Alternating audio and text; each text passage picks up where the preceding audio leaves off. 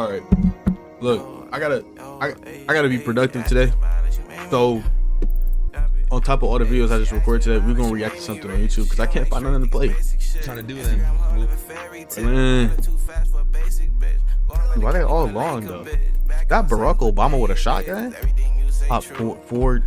Let's watch MJV. Why is grandma on him like that? We're watching that. I had just finished moving into my new house. Wow, you're loud. Holy. Just all in my pause. Just snacks. I ain't got no snack. I had this, but it's gone now. That's all I can tell you. That's all. I ain't got nothing else. An old tiny 2-bedroom, 1 bath.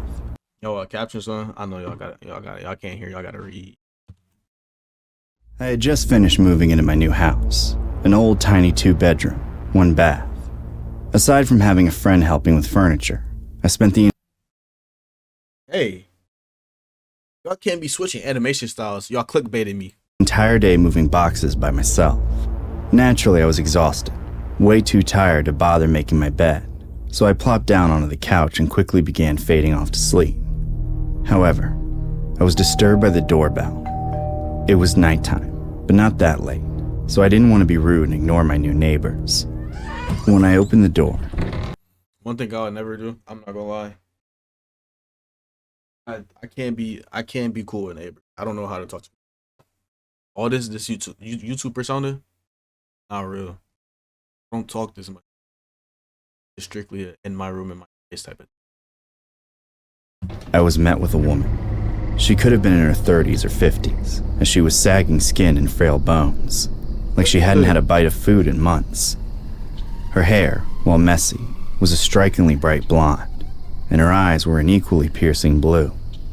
Beyond her physical appearance, she had this unnerving aura.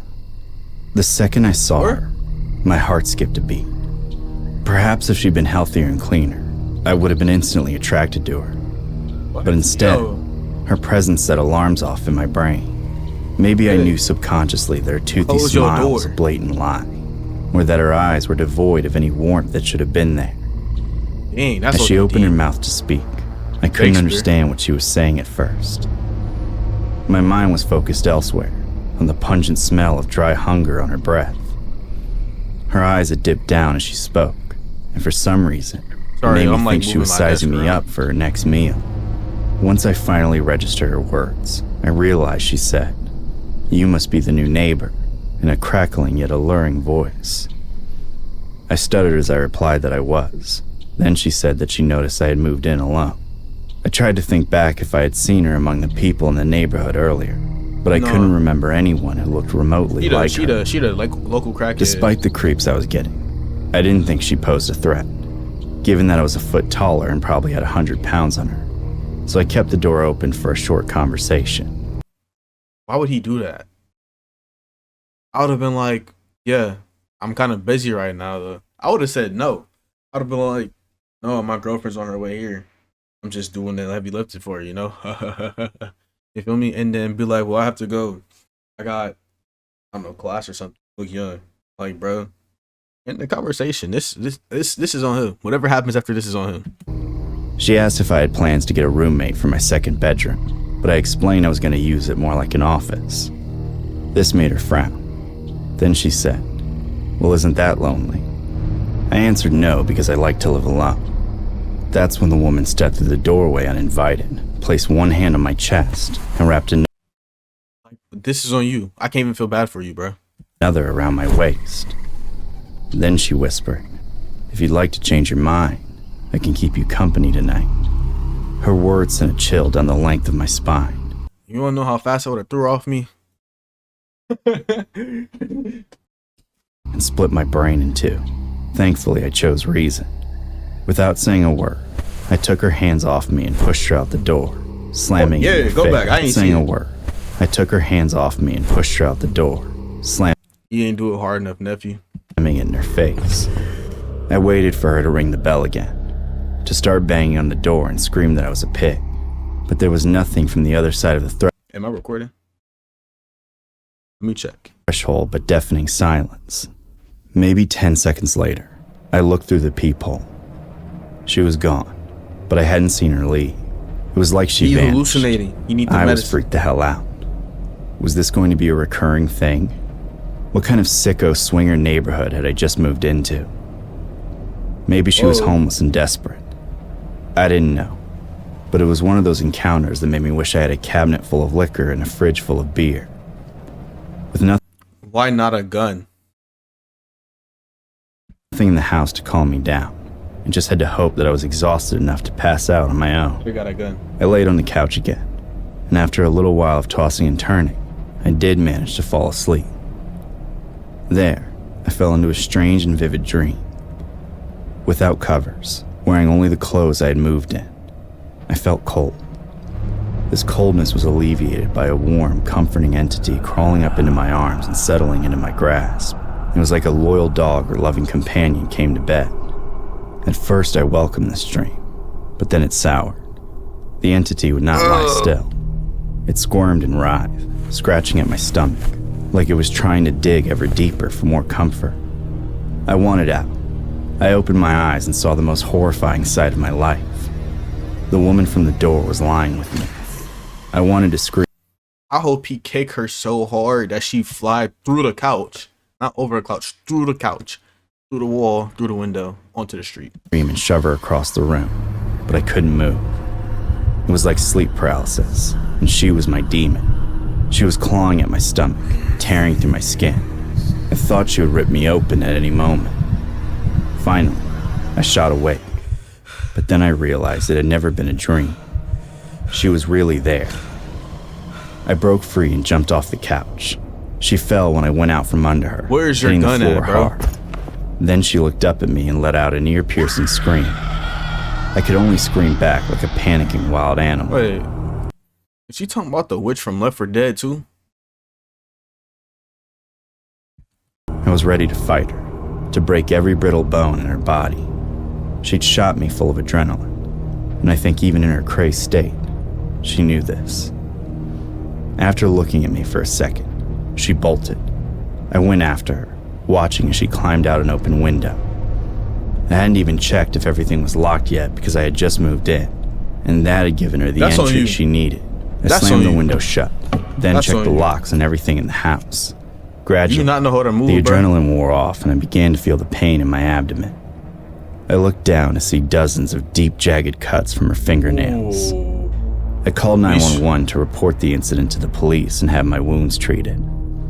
The police said the description I gave matched that of a criminally insane woman who had recently escaped from a nearby mental hospital. I had no idea there was such a facility in the area.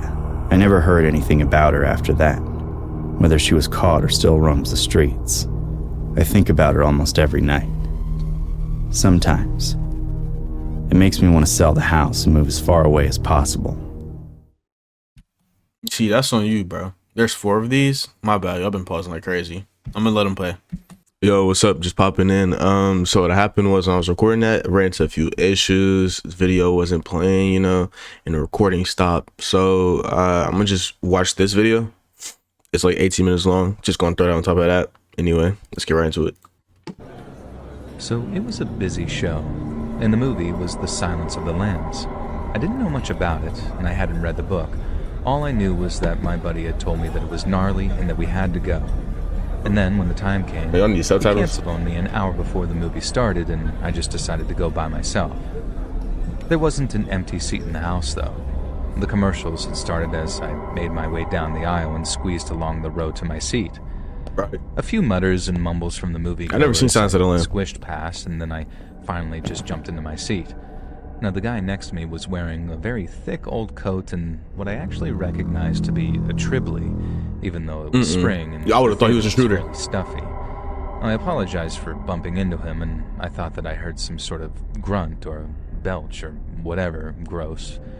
And so I just sat there, and my God, the guy's body odor was not pleasant.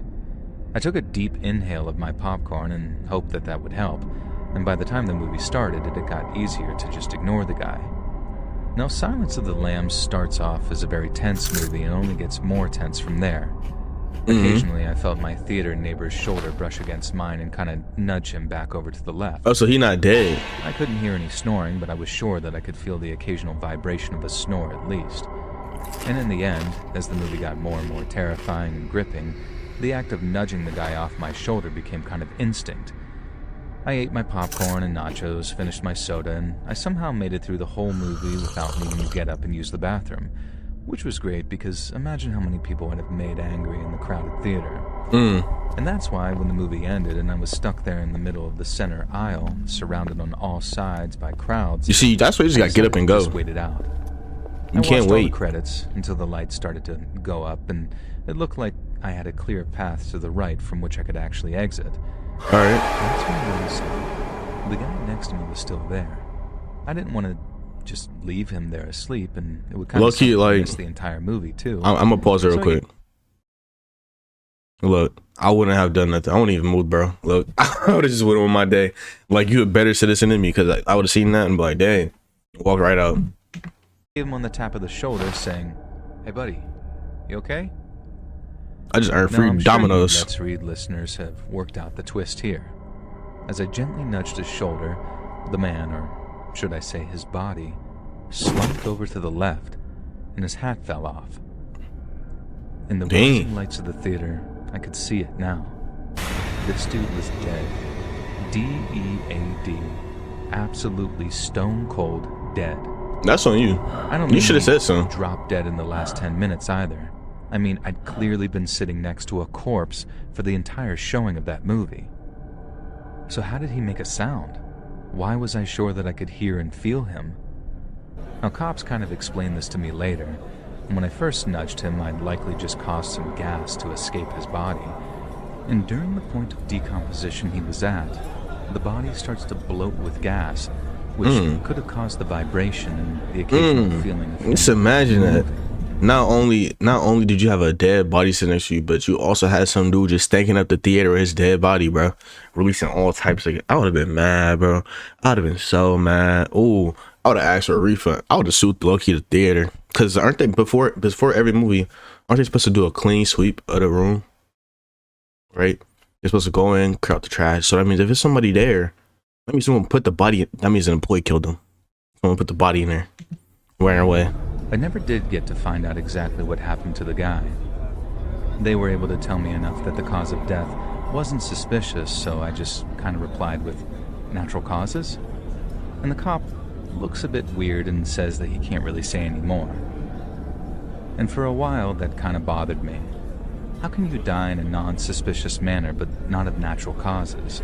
And that kind of stuck with me. This old guy had gone to that theater alone, likely taken some kind of overdose, and allowed himself to just sort of drift off peacefully in his sleep.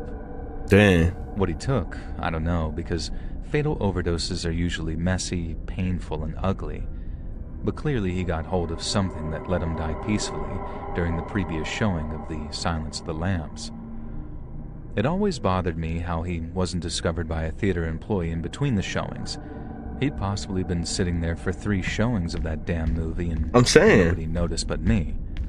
I mean, it wasn't the cleanest theater, but good God, did they not even check the screens between showings? I'm saying. And the final thing that bothers me is, why did he choose The Silence of the Lambs as the final thing he ever saw? The sounds of his death. It's not exactly a nice movie to just sort of slip away to. Put 2 and 2 together. Maybe it was the only movie showing that was relatively empty when he got there, which would have been that afternoon, I guess. Maybe there was something in the film he related to. Or maybe he was simply haunted by his own lambs that he needed to silence. He moving to silence like a real OG. Hey, it is what it is. Back in 2018, I went out with my friends, Alex and Abriana. There was very little to do in our town, especially because we were too young to drink at the time. This little copy-paste ass city. Than ever, getting fed up with living in the middle of nowhere. We'd gotten so desperate for fun that we cared very little about the consequences of what we had started getting up to. We were still minors, so it didn't really matter if we got caught, right? Y'all not running for shit. At around 1 a.m. They not fast for nothing, bro. For several hours, we were hanging out at IHOP. IHOP is always a spot. Places open in the middle of the night. While we were waiting for our food over some coffee, we talked a lot about how we wished something out of the ordinary would happen. and complain my about how our beard. town was such a depressing, boring place to live. We'd come to regret that conversation, but the karma came on so slowly that we didn't even notice at first. We were interrupted by some shouting. I'm trolling. Not Let me super lock in. loud or aggressive, but stern. The seasoned, no-nonsense waitress was telling a woman who had just come in that she couldn't have her dog in the restaurant. Okay. Sure enough, the woman and her dog were both dirty and disheveled, clearly homeless. We heard her say something back about how she needed somewhere safe to stay, but the waitress wasn't having it and kicked her out. We thought little of it. Our food came out minutes later, but almost as soon as we started eating, there was another interruption. This time it was a man, equally as rough-looking as the woman from before, They just homeless, bro. but he was the one shouting, and much more aggressively. Okay. He wouldn't stop saying, "Where's my girl? I know she's in here. Where is she?" My friends and I kept our heads down, listening with uneasy smirks on our faces until the waitress threatened to call the cops. Then he left. When he was gone, we dug into our food, but not as hungrily as we could have. We were talking about the man and the woman we assumed were connected. You see, these people, they care too much about their surroundings, bro. Because I would have heard that and then went down to, hey, pass me my pancakes. I'm eating. Half concerned, half amused. I would be Speculating what was concerned, up though. with them I would be or where concerned, they'd though. gone. It is a little However, by the concerning. end of the meal, we had moved on. We were recharged and ready to get up. See, I don't even care that much. Y'all moved It had on. been long enough that we figured the people who were fighting would be long gone, so we didn't even consider them. Leaving IHOP, we roamed the streets, looking for a wall to tag or a yard decoration to steal. How about y'all and go home and destroy, play the game? whatever could satisfy us. I feel like that'd be good. After about 20 minutes of searching, we seemed to find the perfect hit. A freshly abandoned house. And not even get It kidnapped. was a place we'd all seen before, but the Or moments never felt right until that night. We were sure nobody had been there in weeks, and unlike the other abandoned places in town, it didn't seem like a total death trap yet. The windows were broken, the siding was falling off, and the room had some holes, but the structure looked solid. Not wanting to be seen entering off the street, we snuck around to the backyard. y'all don't go, There was like, not a wooden good fence job surrounding it, at all. but despite the condition of the house, You see y'all heads, there were bro. no easy gaps to squeeze through, so we Climb climbed it. over it. In the backyard, we had to tread carefully. Sorry, There I'm was a little rusted out tired. junk everywhere, just waiting to send us to the doctor for a tetanus shot. We had crept about halfway to the back door when we heard something bone-chilling. A woman crying. It sounded like it was coming from inside the house. We froze in our places. A moment later, a dog started barking at us from the house. Y'all cooked. Now we knew we had been made, so we started to make our way back to the fence. When all of a sudden, the back door flew open. A man It's a with man. a giant knife in his hand came charging out. We turned our backs and ran for our lives as the man screamed that he was going to kill us. He on the We move, made bro. it to the fence and started frantically climbing. I was the last one to get over the top and jump down.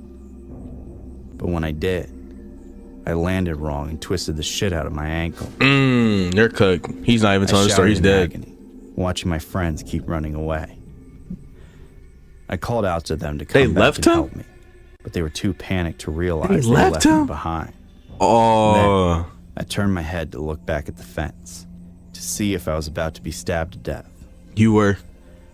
There was a face staring at me, looking just over the edge. It had pure rage in its eyes, nothing else, no humanity whatsoever.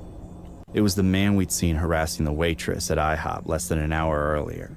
Somehow he must have found the frightened woman with the dog, and we had stumbled right into the place he was holding her. I was sure he was about to jump over the fence and slit my throat. But strangely, he just kept staring at me, not moving, like he wasn't even breathing. Finally, You next. I pushed past the pain and tried to stand.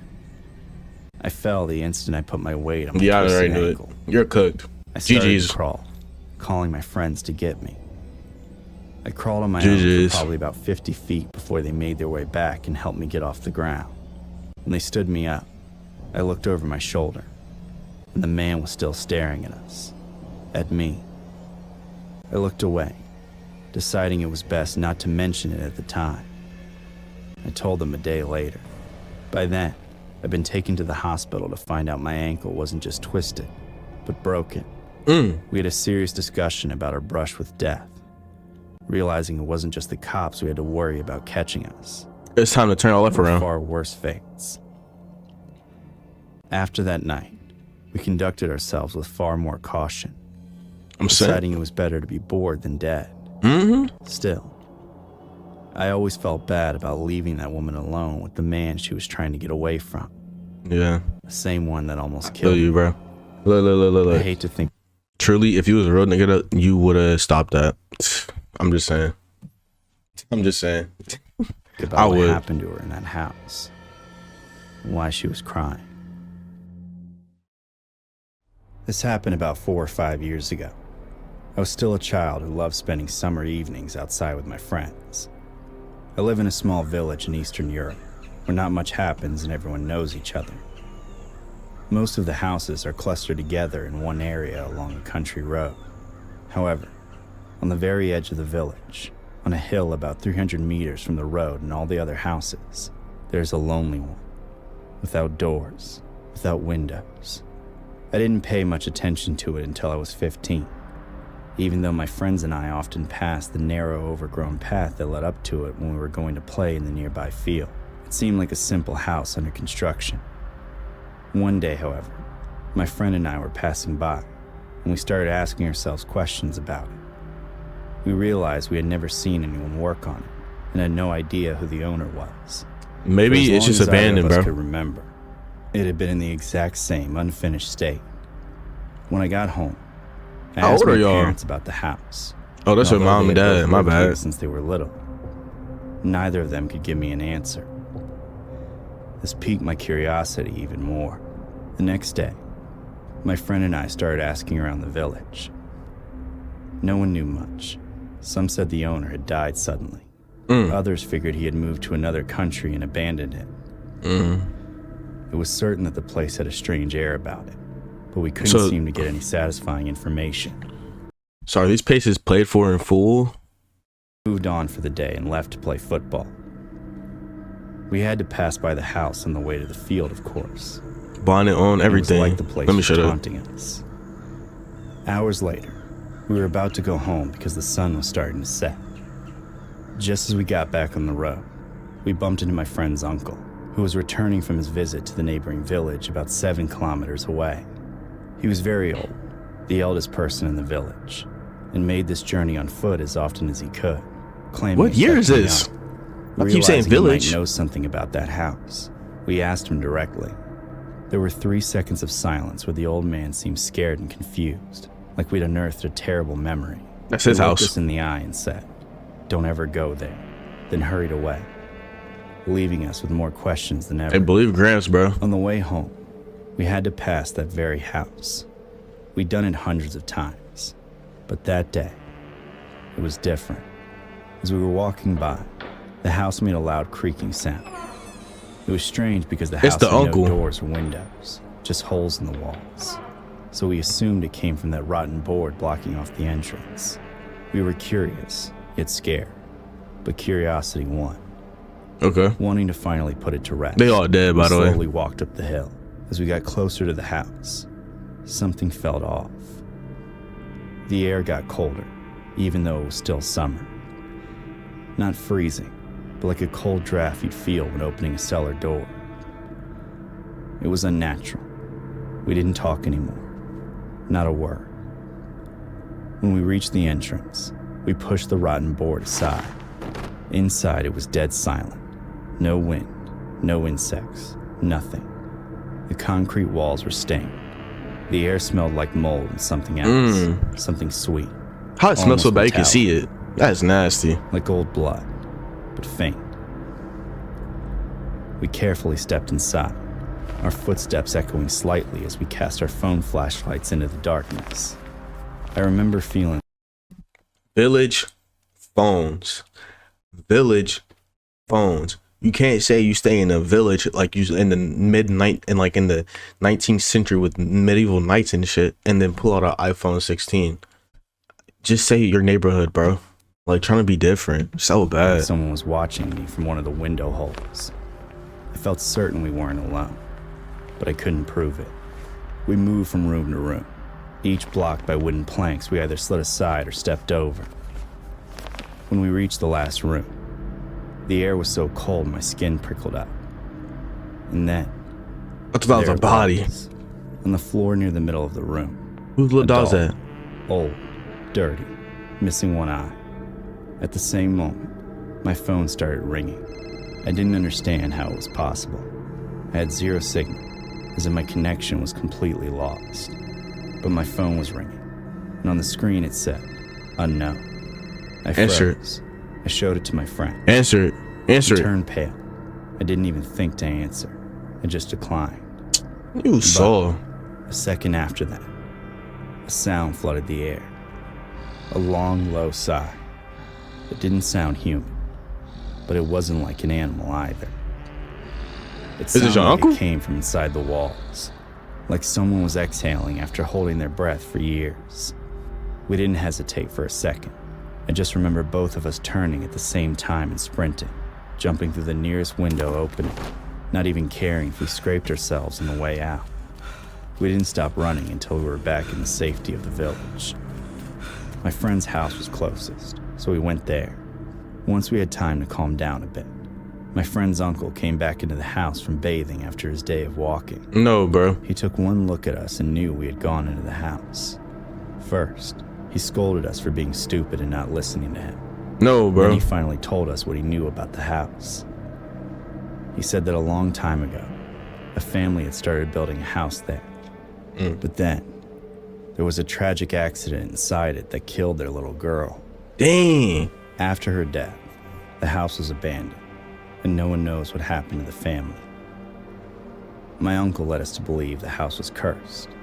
That night, we believed him. However, since then, I've tried to think of a more rational explanation. Were animals hiding in there? Or even Nah. people? Bro, you You took. never say for sure.